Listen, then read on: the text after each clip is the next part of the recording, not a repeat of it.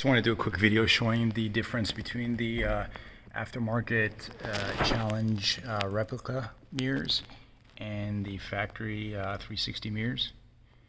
So you can see that they're a little bit longer and thinner. Overall design, you're going to have less mirror, but it's more aerodynamic and it definitely weighs less. I'm going to say it weighs half as much. And to do that, you're going to have to remove the door panel, and then you're going to go in here and there's 4 bolts to remove. You're going to remove those 4 bolts, and that's off the factory one, and the new one uses only 3. Now you might have get a different one with a different setup, but there's 1, 2, and 3 right there on this.